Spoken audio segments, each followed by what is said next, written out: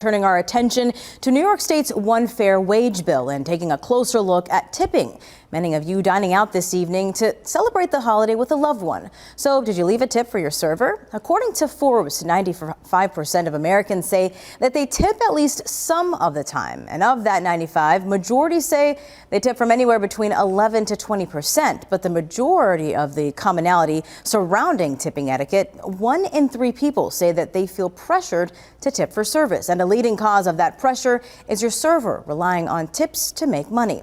And as of 2024, the minimum wage for food service workers is $10 an hour plus tips.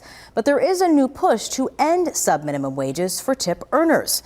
This is as 94% of New York restaurant workers support having one fair wage. So tonight I bring this topic to 2 separate owners, one of which is already paying their employees at a flat wage, and another who says this business would not survive if a wage payout has to change. I personally have been in the industry over 20 years. It's all I've ever done. I started from the bottom, kind of worked my way up. Hombre y Lobo co-owner Ryan DeFranco opened up the trendy Mexican street food restaurant in downtown Buffalo about 2 years ago. We love what we do because we're here because we love making food. We love meeting new people. It's really, I always look at it as kind of like creating a home and like inviting people into your home. New York restaurants are only required to pay their workers 66% of the overall minimum wage, which is about $8.35 to $10.40 per hour. When it comes to minimum wage, DeFranco says paying his employees at the minimum wage level is important. Here over at Hombre Lobo, we do tip the normal minimum wage.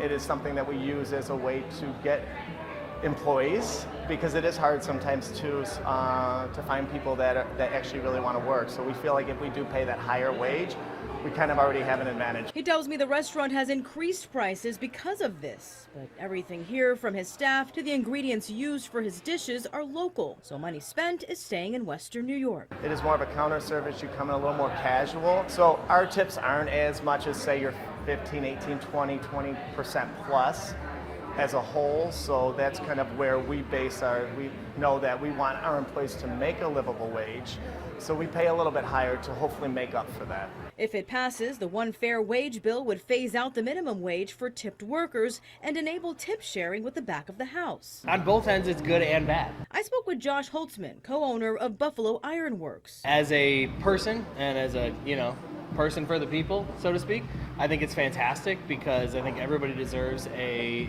living wage.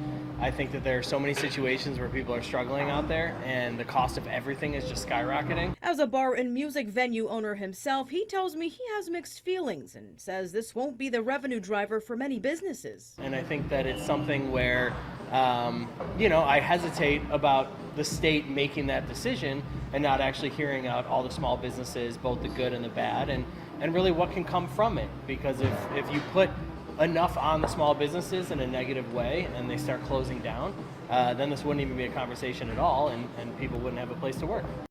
Well, the bill introduced in the state assembly would require the cash wage to be no less than the minimum wage by 2028.